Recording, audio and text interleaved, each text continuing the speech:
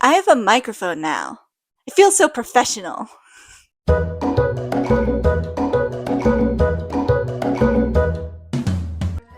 Hi, I am not Alex Avila, but as you can tell, this video is heavily inspired by his Are They Gay series, so go check it out if you haven't already. So since it's Pride Month, I thought I'd talk about how musicals are kinda gay. Even musicals that aren't explicitly gay often contain speculation by their fandoms of certain characters being gay for each other. For example, Hamilton has lots of people who like to ship John Lawrence with Alexander Hamilton. With Wicked, people like to ship Elphaba and Glinda. For Be More Chill, people like to ship all sorts of gay ships. I think Be More Chill might be the winner for most queer speculation in a musical ever. Jeremy loves Michael, Michael likes Rich, Rich likes Jake, Rich likes Jeremy. Brooke and Chloe are gay for each other. Christina's pan, Michael's trans, so's Jeremy. Everyone in this musical is gay and or trans. And Dear Evan Hansen is no exception. Although many people like to ship the main boy himself, Evan Hansen, with the token emo kid, Connor Murphy,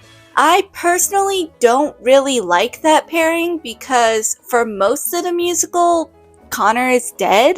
I get that the appeal of the ship is meant to be this whole what if thing, but personally I don't really like to ship characters together if I don't think that they could reasonably get together based on the canonical events of the material. Also, it feels weird to me to imagine that Evan likes this kid who's dead and who we never really talked to or knew before said death. Now, if you want to ship Connor and Evan together, then by all means go ahead. I'm not stopping you. I just personally don't like the pairing and don't ship it. So instead, I want to talk about a lesser known and lesser talked about ship, Evan Hansen and the insanely cool Jared Kleinman. Let's get into it. So Dear Evan Hansen is a musical that ran on Broadway from around December of 2016 to September of 2022. It's about a 17-year-old high school senior named Evan Hansen, duh, his name is in the title, who struggles with extreme social anxiety, so he has trouble making friends and connecting with people, including his mom, who has to work and go to school all day in order to provide for the both of them because his dad left him and his mom when he was a young kid. So yeah, Evan's life ain't going so great. He also has a therapist who has him write letters to himself that are meant to be a sort of pep talk, with the letters usually starting off with something along the lines of, Dear Evan Hansen, today is going to be a good day and here's why. However, after having a hard day at school, Evan decides to write a letter to himself where he kind of just lets out all his deep, pretty dark feelings. He talks about his crush, Zoe Murphy, and how he doesn't think they could ever be together, and how he basically feels like he doesn't matter to anyone, and he wonders if anyone would notice if he disappeared. No pun intended. He prints out the letter and it gets grabbed by another kid, Connor Murphy, who, yes, is the brother of Zoe Murphy. Evan and Connor have a bit of an awkward conversation before Connor signs Evan's cast in big letters. Connor then starts to notice the note that Evan wrote a little more and notices that Zoe's name is on it. He starts to think that Evan is playing a cruel joke on him, so he storms off with the letter and later he kills himself. A few days later, Evan is called to the principal's office where he meets Connor's parents. They explain to him that Connor took his own life and they give Evan back the letter he wrote. Only the Murphys don't know that Evan is the one who wrote this letter. Since it's addressed to Evan and it's signed, Sincerely, your best, most dearest friend, me, the Murphys are under the belief that Connor wrote this as a suicide note to Evan, and he addressed it to Evan because he and Connor were close. It also doesn't help that there on Evan's cast is Connor's name in big, hard-to-miss letters. Evan tries to clear up the misconception by saying that Connor didn't write this note, but then he sees how broken these parents are, particularly Connor's mom, Cynthia, about the loss of their son, and he doesn't have the heart to insist that they weren't friends. So Evan decides to go along with the lie that he and Connor were friends, and over the course of the musical, he starts to dig himself deeper and deeper into the hole that is this lie. He has dinner with the Murphys where he tells a fake story about him and Connor. He writes fake emails between him and Connor with the help of his friend Jared. He starts something called the Connor Project, which is meant to be a group dedicated to helping keep Connor's memory alive and helping people with mental health issues like Connor. He also gives a speech about Connor that ends up going viral and making him pretty well known. And he even ends up getting with the love of his life, Zoe! Well, more on that later. Eventually though, the lie starts to catch up to Evan. The stress of having to find ways to keep up with it, and also the guilt he probably feels from lying to all these people starts to get to him. The lie eventually starts to cause problems for not only him, but also the people he's close with. His mom, his friends, and even the Murphys. He sees that this lie isn't doing anyone any good anymore, so he finally comes clean, tells the truth, and faces the repercussions for his actions by actively losing everything he gained throughout the process. The musical ends on a bittersweet note, where we fast forward about a year later and you see that things still aren't perfect for Evan, but you can see that he's recovering from everything that happened and he's getting better. Now you may be looking at this story or hearing about it and be thinking, okay, what's so gay about this? I mean, Evan literally gets with a girl. At first glance, you may not see any gayness lurking around here, but if you really look at the details, you can find the gay hiding within this story. Let's dissect the gay from here, shall we? So, Evan has a hard time making friends. However, he has one friend at the start of the musical, Jared Kleinman. Now, there are many ways you can introduce a character to your story. So, how do you think Jared is introduced? Is it weird to be the first person in history to break their arm from jerking off too much? Or do you consider that an honor? Yes, I cannot make this up. That is Jared's literal first line in the show. A sexual joke directed towards Evan. Of course, Evan isn't the biggest fan of this spectacle, and he tries to shush Jared and get him to stop, insisting that what Jared's saying isn't true, but Jared just keeps going. No, I wasn't doing that. Paint me the picture. You're in your bedroom, you've got Zoe Murphy's Instagram on your weird off-brand cell phone. Interesting. So not only are you speculating that your friend masturbates, but also you want him to give you details on how he would jerk off to someone. Very interesting introduction to a character. They continue with their conversation, talking about their summers, and Jared talks about basically hooking up with a girl from Israel. Well, my bunk dominated in Capture the Flag, and I got to second base below the bra with this girl from Israel who's gonna be in the army, so yeah. This gets very interesting because in the Evan Hansen novel, there's a scene later on where Jared sends a picture of who this girl is supposed to be to Evan, and Evan basically explains that it seems like Jared just pulled up a random picture of a model to pretend it's the Israeli girl. An image appears on my screen, sent from Jared. A gorgeous, razor-thin girl leaning against a brick wall, windswept hair falling over one eye, provocative stares straight into the camera lens. Who's that? The Israeli chick I told you about, the one I hooked up with. The only time I've ever seen a girl hold out the end of her skirt like that is in a clothing ad. This photo has to be from a catalog or something. She looks nice, almost like a model. Yeah, she's done a little modeling. Definitely better than spending the summer hanging out with trees. Who the hell becomes a park ranger anyway? Apprentice park ranger. Even worse. Also, in the 2015 previews of the musical, there's a scene where Jared talks more about him and the Israeli girl, basically saying that it's not working out between them and they decided to not be in a relationship.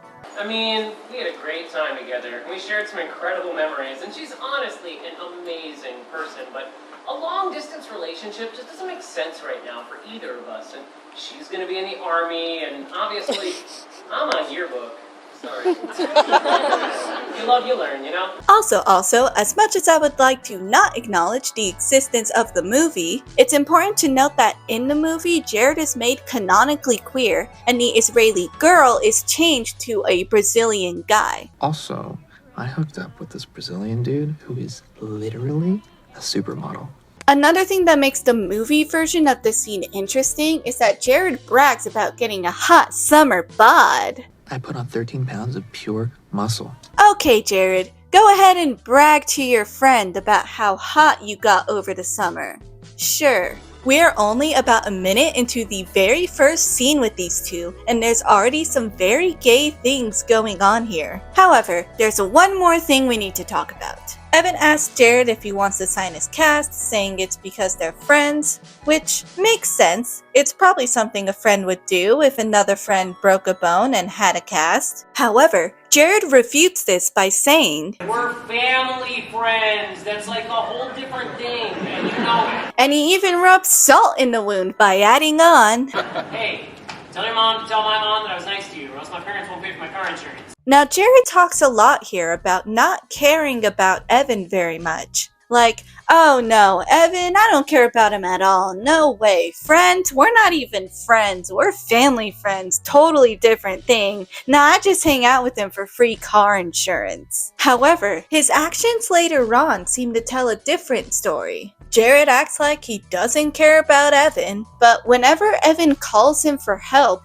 he's always there to listen to Evan, helping him calm down and even offering advice and or solutions to his problems. Evan doesn't know what to do at the dinner with the Murphys. Jared offers advice on how to handle it. Evan says he needs emails because he told the Murphys that he and Connor used to email each other. Jared offers to help write emails. Evan starts the Connor project. Jared offers to be a part of it to help. Jared says he doesn't care about Evan, but if that's the case, why would he do so much to help Evan with this situation? Also, Jared offering to help Evan write emails and participating in the Connor project kinda seems like he's using Evan's lie as an excuse to spend more time with Evan and get more attention from him. Jared is very much giving off the same vibes as those middle school boys who would pretend to not like their crush and pick on them so that said crush wouldn't know they like them. Not only that, but Jared literally refers to Evan as a friend later on when he's upset with Evan and how little they spend time together due to Evan being absorbed in the lie. It means you should remember who your friends are. Right. I guess these days you're just too busy being friends with a dead person to be friends with me anymore. So basically what I'm trying to say here is, family friends my ass, Jared. So over the course of the musical, you start to understand the dynamic between these two. Jared has a more chill, sarcastic demeanor to contrast Evan's more anxious, energetic demeanor. Jared also loves to tease Evan any chance he gets by making jokes about the situation at hand. Not only does he like to make fun of Evan and how much of a dork and a loser he is, but also whenever Jared makes jokes about Evan's situation, it's often one of three things. 1. Evan is gay. You were best friends, but he wouldn't let you talk to him at school, and when you did, he kicked your ass. That's like the exact formula for secret gay high school lover. Oh my god. 2. Evan is horny. Paint me the picture. You're in your bedroom, you've got Zoe Murphy's Instagram, a bunch of weird off-brand cell phones. 3. Evan is gay and horny. Alright, one of those secret email accounts. Sure, for sending pictures of your penises to me. Haha, I'm totally not making gay jokes because, like, I might be, like, a little gay or something. No. And Jared literally does not make any jokes like this to or about anyone else. All of these jokes are specifically towards and or about Evan. Not only that, but often when Jared thinks about Evan, he also seems to think about sex? Like we already talked about his literal first 2 lines in the show, and later on when Evan talks to Jared about the letter he wrote to himself, what's Jared's first thought on it? A letter to yourself? What the crap does that even mean? It's like some kind of sex thing? Jared, why is it that the first thing you think of when Evan mentions a letter he wrote to himself is sex thing? And later in Act 2, when Evan gets his cast removed, what's Jared's first comment about it? Hey, Zoe's happy your cast is gone. I guess. I mean, talk about killing the mood, right? Having to see your brother's name written on your boyfriend's arm every time you're in the middle of... Can you just not, okay, please? In the 2015 version, this line is even more interesting. I guess now that your cast is gone, you have a lot of jerking off to catch up on. That must be pretty stressful. Okay, so your friend gets his cast removed, and the first thing you think about is how much better it'll be for sex. Anyways, now let's talk about Sincerely Me, because this is like a gay jackpot over here. Throughout Act 1, Jared makes jokes about how it sounds like Evan and Connor were in a secret gay relationship. And he continues with these jokes when he's helping write the fake emails between Evan and Connor by having Connor say, I should tell you that I think that maybe each night I rub my nipples and start coughing with delight. and what does Jared say to explain why he wrote that? I'm just trying to tell the truth. I'm sorry, what truth are you talking about there, Jared? Your truth? And it doesn't stop there either. But this has to be perfect. Okay, the emails have to prove that we were actually friends. They've got to be completely realistic. There's nothing unrealistic about the love that one man feels for another. Oh, let's go back. Let's say there's something quite No, go back, Jared. Jared seems to get so defensive about gay people for a sec there. Maybe because he is a gay people?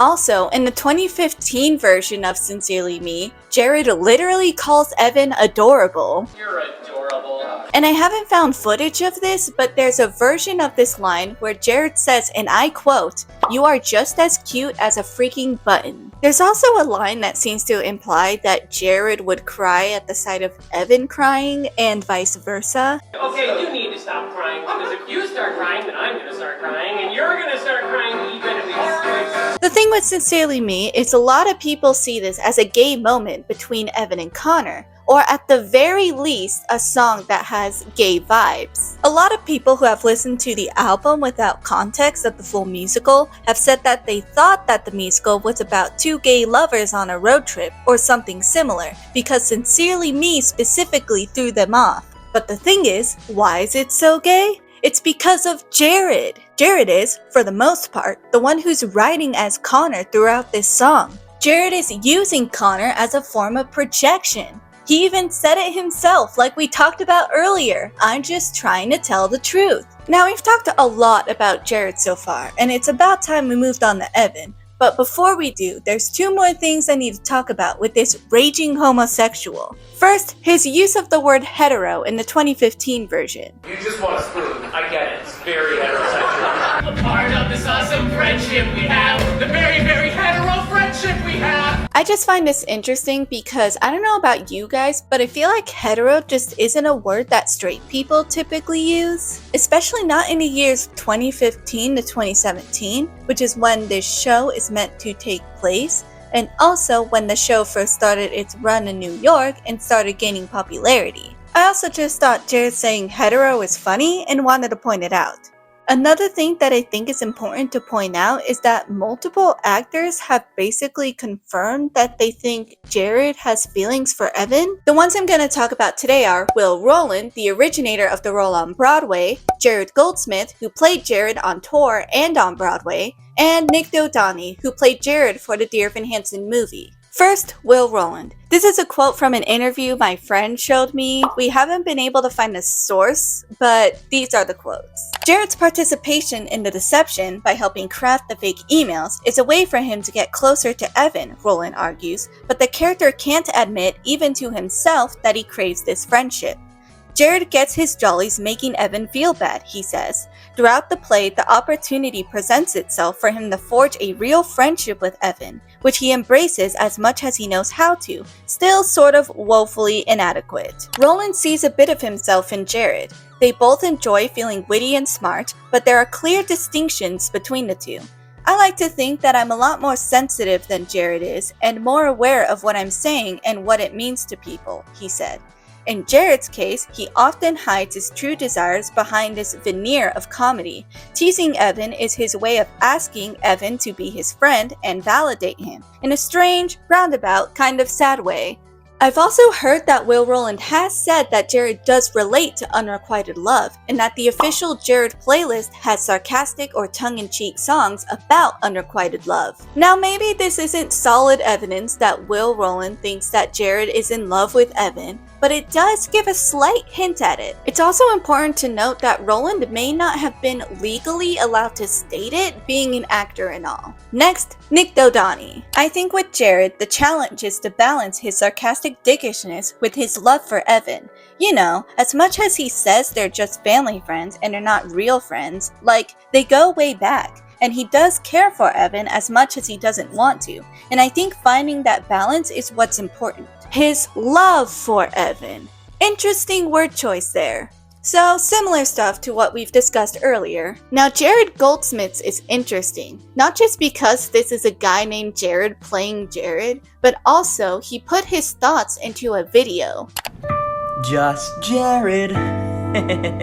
So I found this comment really interesting, and I saw that a lot of y'all were curious to hear my thoughts on it as well. So I'll just go ahead and say it, and I will not give any spoilers because we are not supposed to. But as you know, the secrets kept in Dear Evan Hansen are kept by Jared Kleinman throughout most of the play. Perhaps Jared wants to cling on to Evan the way Evan wants to cling on to Zoe. It's almost like there's a theme of outsiderness within the show. Smart writers. What we learn is, if Evan Hansen is the biggest loser in school, Jared Kleinman is the second biggest loser. But when all of that changes, Jared wants to hold on to whatever it is that he can get from Evan. Even if he doesn't want to admit it, Jared enjoys having a friend in Evan. So no, I don't think that he would be very public on TikTok about it. Also, the show takes place in 2016. But now if you ever see the play or go in for Jared, you know. Perhaps Jared wants to cling on to Evan the way Evan wants to cling on to Zoe. Very interesting considering Evan has a crush on Zoe throughout the show. There's also a very interesting conversation that Goldsmith has with a fan in the comments. I'm crying. Are you saying they're... Man, okay, do Jared and Evan as a couple make sense?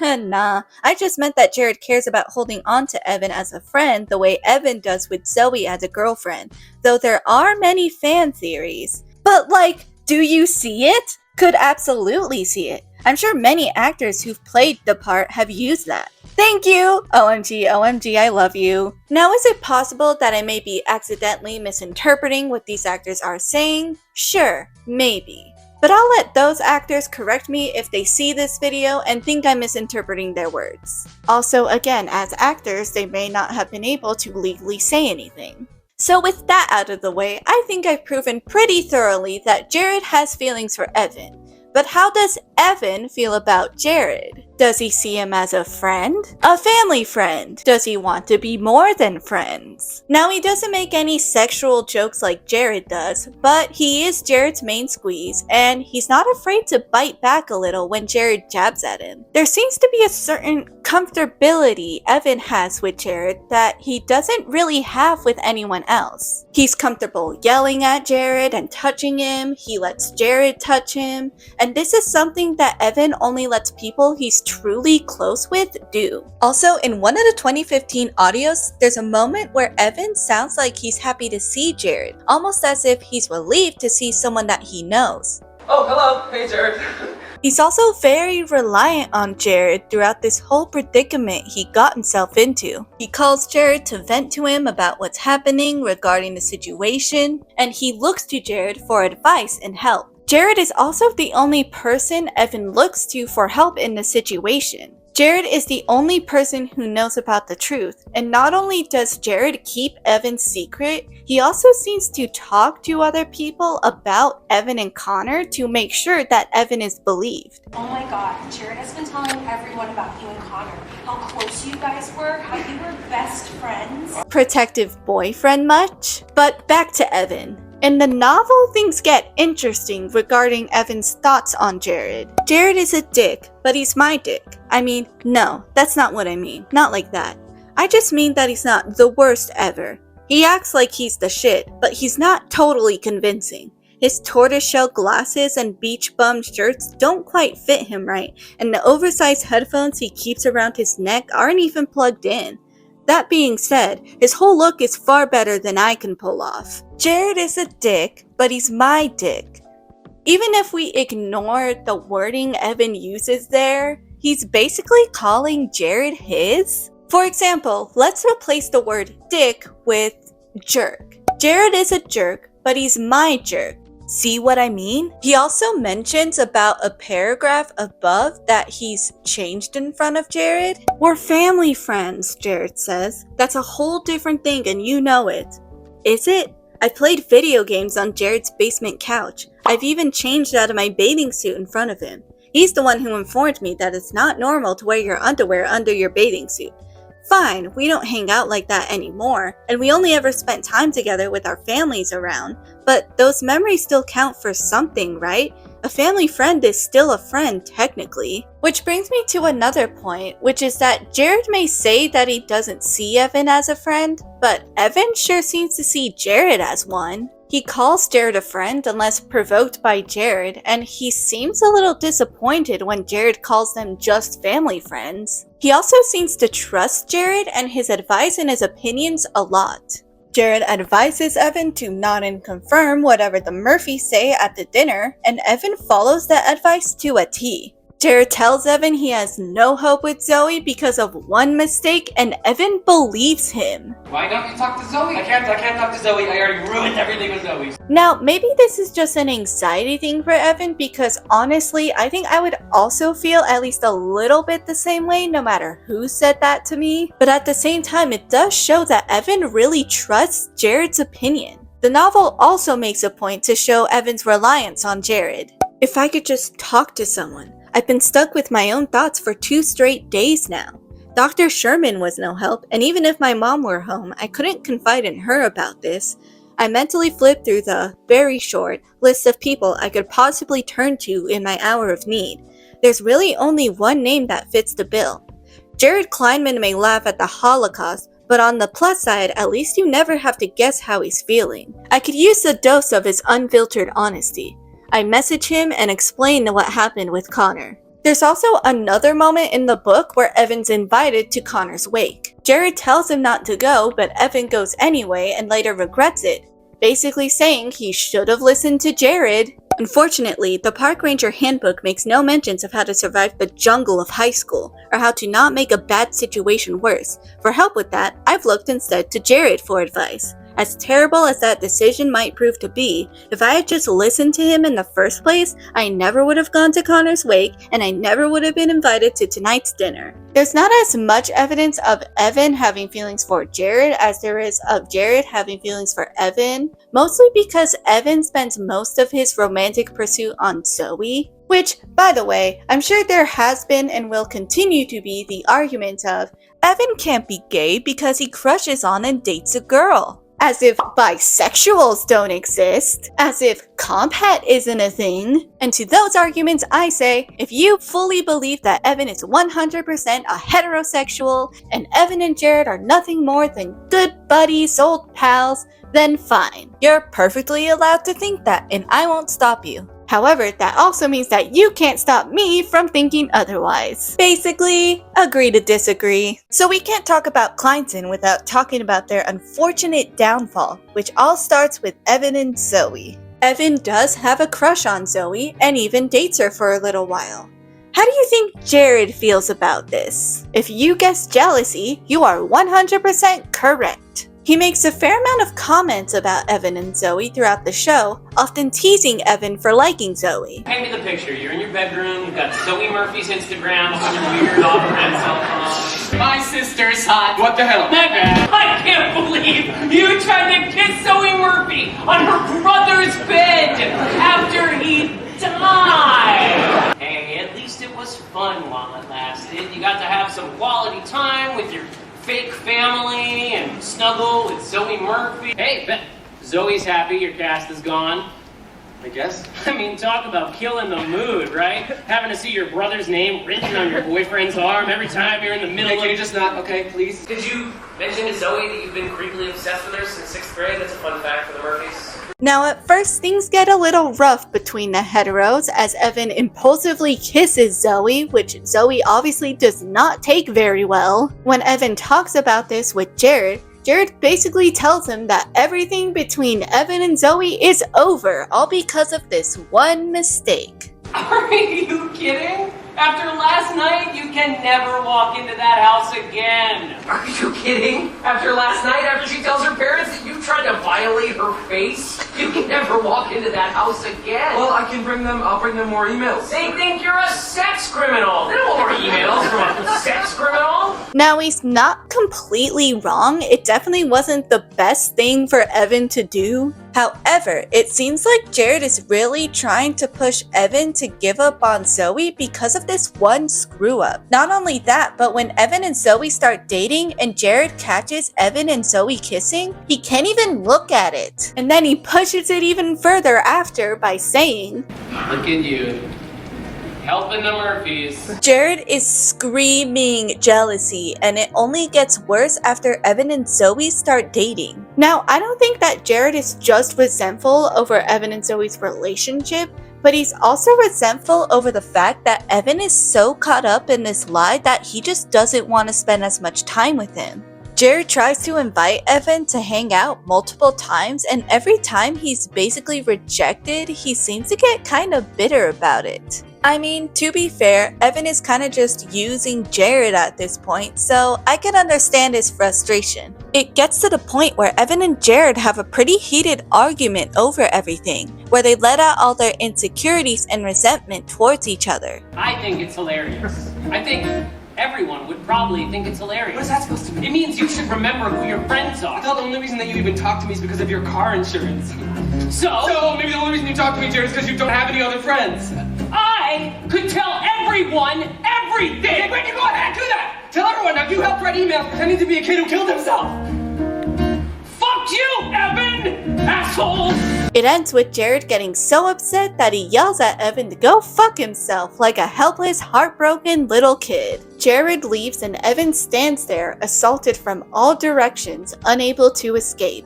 And that's it. That's the last we see of Evan and Jared. The last they see of each other. The last of Kleinson. Well, not necessarily. Jared has a solo after where my friend pointed out he could be talking about his heart here. And you say what you need to say, and you play who you need to play.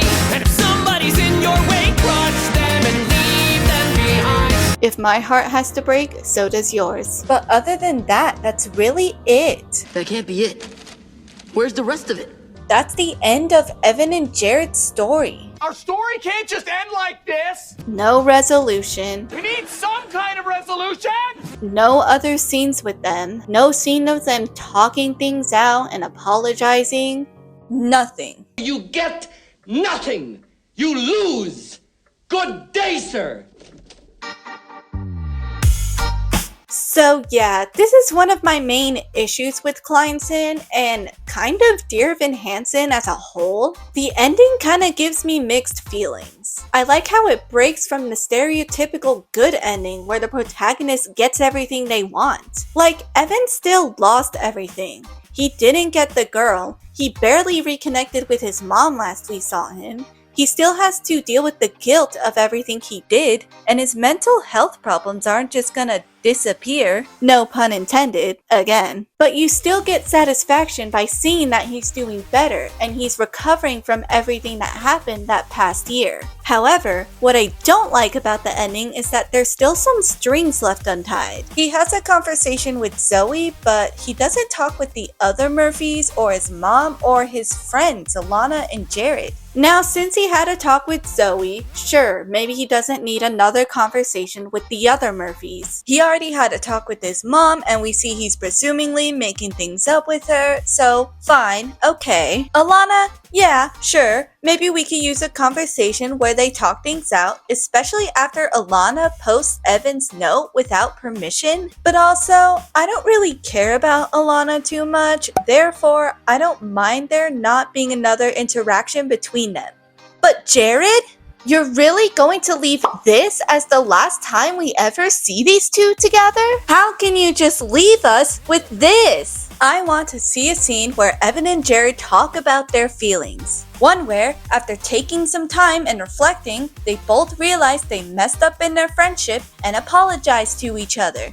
Maybe Jared even comes out to Evan? It wouldn't even make the musical that much longer. Just give me a little scene of Evan and Jared talking about their feelings, please. Also, maybe this is just me, but I can't help but feel like this whole situation between Evan and Jared is a little too subtle. I mean, I sure didn't pick up on the implications when I first saw this show, and I'm sure a lot of people didn't pick up on the implications right away either. Now, I don't know if the writers meant to put a queer story within this story, but if they did, it would have been nice to, I don't know, have Jared come out somehow. Not only would it have made the queerness less subtle, but also it would have shown that Jared has grown and matured in a nice way. As Alex Avila once said, your queer story shouldn't be super subtle. So I haven't read the novel in its entirety yet, and I heard that Evan and Jared do reconcile in the end. If that's the case, I may or may not make a video on the novel itself, and if I do end up making that video, I'll talk about it then. However, I still think it would be better if the reconciliation was in the actual musical, and I didn't have to look for other sources in order to find it. Especially since most people who watch the musical aren't going to look for more content like the novel unless they really like Dear Evan Hansen and want more content. And just as a disclaimer, this isn't hate or me saying that the musical has to be this way. This is just my opinions based on the material and its characters, and my criticism based on those opinions. So if there's anything we've learned from today, it's that queer stories don't always jump out in your face and scream that they're queer. And sometimes you really have to look into and think about the little details within a story to find the queerness in it. Either that, or some people are so gay that they can find a gay story within even the slightest hints of one. And as Jared Kleinman once said, there's nothing unrealistic about the love that one man feels for another. Before we part ways, you know how I mentioned like 5 seconds ago how I wish there was a scene where Evan and Jared reconcile? Well, I talked about it with a friend of mine, Jenny, and she basically wrote a whole scene where this would ideally happen, based on the prompt that I gave her. So just imagine this scene takes place after Evan and Zoe have their final conversation, but before Evan gives his final monologue at the end. Just imagine maybe Zoe leaves and the lights go out and come back up, indicating that it's still at the orchard, but it's a new day. Evan walks into the scene confident. He's changed for the better. He takes a big breath, admiring the view before Jared slowly walks in, hands in pockets. Evan turns to leave but freezes upon seeing Jared, words tumbling out. "What are you doing here?" There's a small laugh. Jared tilts his head, getting his hands out of his pockets. He cares. "Hello to you too." He stammers, a reminder of the past. He's changed, yes, but he's still Evan. "Sorry, yeah, hi." Jared turns his head to the scenery, deciding to answer the question now, yet avoiding looking Evan directly in the eye. "It reminds me of an old friend. It's nice." Alert shoulders sink down. "Guilt? It really is nice." "Worth ruining your life over?" He laughs. Jared still seems to be funny. "Of course not. I mean, they didn't say anything, so I guess it's not so bad. How thoughtful of them. Maybe they didn't want to lose another son, eh?" "Don't. I actually spoke to them the other day. Only Zoe, actually. They're better." Jared seems defeated, nodding his head solemnly. "Still hopelessly in love with her?" "God, no. I don't think we'd ever... again. You know, after everything." "Makes sense." They're quiet. Jared turns to leave, but Evan is quick to splutter something out again. "Well, I want to tell you something, before you go." Jared tenses again, keeping safe distance between them. I want to apologize. For everything." Jared opens his mouth. Evan stops him. "Even if you weren't a good family friend, I wasn't that good either. And you helped me a lot. And I took that for granted, I know. Thank you for that, by the way." He looks shy, scratching his head. "I'm pretty sure I would have collapsed without you." He lets out a breath, as if he's holding something back. "It's nothing. I couldn't want you to make a fool out of yourself that bad." A beat. Seems like Evan's waiting for something. Jared sighs. Evan, look, I'm sorry too, okay? I was a jerk. I read the letter. I wish I could tell you that you should have told me, you know, back then, but I know you wouldn't, and if you did, I'd probably just make fun of you. I'm sorry for that, and if I ever supported what you said in that letter, what you thought, I never realized how bad it was. I had troubles with Myself. He clenches his own clothes. I had troubles with the words die in his throat. Evan tilts his head. It's funny. I kept thinking you were the one who liked men. Evan is obviously taken aback, eyes wide, but he's quiet. They both stare back to the orchard. Evan smiles. Can we? He opens his arms. Jared rolls his eyes. Sap. And they hug. Jared behaves as if he's never been hugged before. Awkward, stiff, but happy. I've really gotta go, but text me, okay? He shoots finger guns, walking away quickly, as if he's flustered. Evan looks at the direction in which Jared left. He then faces the crowd.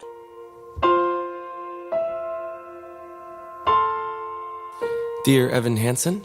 And then Evan continues with his final monologue, like in the musical. So, what do you think? I personally really like this scene, and I hope you all enjoyed it too. Thanks for watching, guys. I hope you enjoyed this video. If you did enjoy it, feel free to give it a like. If you want to see more videos sort of like this, feel free to click subscribe and click the notification bell if you don't want to miss when I upload. My upload schedule isn't very consistent right now, so might be a good idea so that you know when I post. In the meantime, feel free to check out my other videos if you want to see more. And until then, I'll see you next time in the next video. Bye!